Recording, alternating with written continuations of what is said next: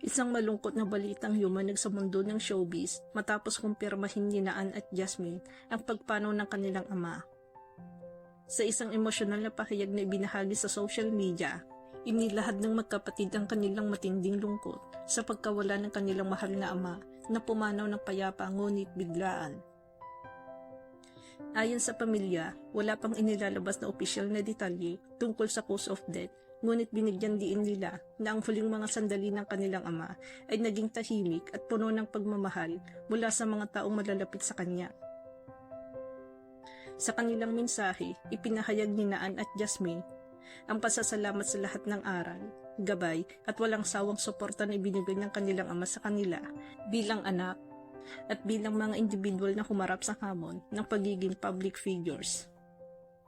Kilalang pribado pagdating sa pamilya si Ann, kaya't mas naging makahulugan sa maraming tagahanga ang kanyang pagbabahagi ng personal na lungkot. Marami ang nakaantig sa kanyang mensahe kung saan inilarawan niya ang kanyang ama bilang isang haligi ng kanilang pamilya. Isang taong tahimik man sa publiko, ngunit malaki ang papel sa paghubog sa kanilang mga pangarap at tagumpay.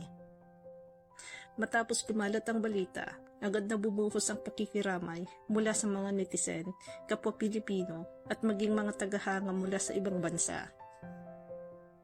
Marami rin ang nagpahayag na mas lalo nilang hinahangaan si Ann, hindi lamang bilang artista, kundi bilang anak, isang anak na marunong magpahalaga sa pamilya sa kabila ng kasikatan at abalang karera.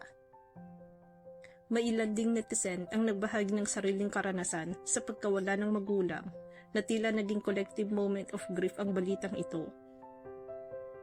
Para sa marami, naging paalala ito na ang buhay ay maikli at ang pamilya ang tunay na kayamanan. Hindi rin napahuli ang mga kaibigan niya sa industriya ng showbiz. Ilan sa mga kilalang personalidad ang nagpaabot ng mensahe ng pakikiramay, kabilang ang mga kapwa niya host, co-actors at malalapit na kaibigan. Bagamat walang detalyadong inilabas ang pamilya tungkol sa sakit o dahilan ng pagkamatay, malinaw ang kanilang kahilingan sa publiko.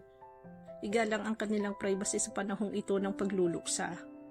Pinili nilang ituon ang pansin, hindi sa kung paano namatay ang kanilang ama, kundi sa kung paano siya nabuhay bilang isang mapagmahal na ama at haligi ng kanilang tahanan. Sa huli, ang pagpanaw ng kanilang ama ay hindi lamang naging balita tungkol sa isang sikat na pamilya, kundi isang paalala sa lahat. Anuman ang estado sa buhay, pare-pareho tayong dumaan sa sakit ng pagkawala at pare-pareho rin tayong nangangailangan ng yakap, dasal at pag-unawa.